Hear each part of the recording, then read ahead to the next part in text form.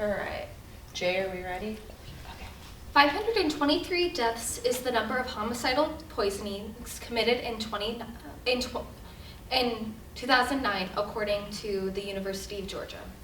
That corresponds to a rate of 2.6 poisonings per million people and less than 1% of homicides, all homicides. That number is just so vastly small versus the amount of poisonings during the Renaissance. Giuliana Tofana was an Italian woman who was born in 17th century Italy. To the public, she owned a cosmetic shop. However, in secret, she concocted the perfect poison to kill a man in just a few drops. The poison is said to have killed 600 husbands of wives who were in an unhappy marriage, until one lady backed out from the murder and ended Giuliana's long-term poisoning history.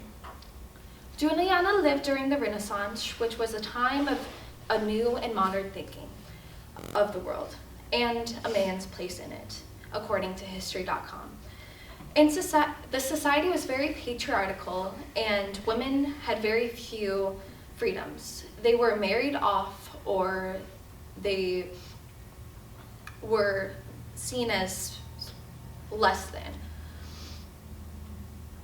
That is why Giuliana decided that she wanted to help women poison their husbands who were abusive to them. At the age of 13, Giuliana's mother was killed because she was accused for poisoning her husband. After her death, Giuliana spent a lot of time with apothecaries, learning how to make different concoctions, ointments, and poisons. Giuliana saw how poorly women were treated and wanted to help them escape from their husbands. She created aqua tofana, which was a poison that was disguised as a makeup item. There was a powdered form, and then there was also a liquid form, which was in bottles that had the picture of St. Nicholas's face on it, who was a secret gift giver. Aqua tofana was a mixture of arsenic, belladonna, and lead, along with other chemicals, according to sci-fi.com.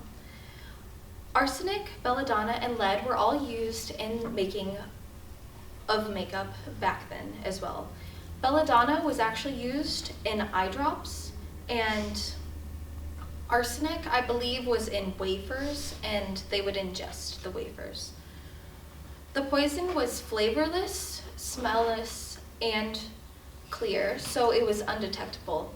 Additionally, in the 17th century, they did not have good toxicology, meaning that they were unable to tell that they were poisoned due to the poison being very slow, and that led to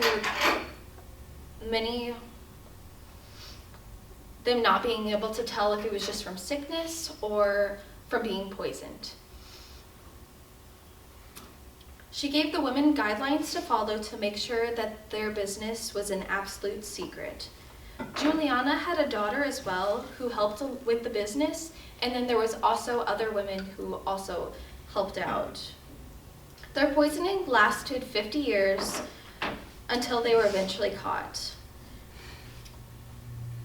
So I think that I learned a lot about this through watching YouTube videos, and Bailey Sarian was the one that first sparked my interest with aqua tofana and this poisoning in general.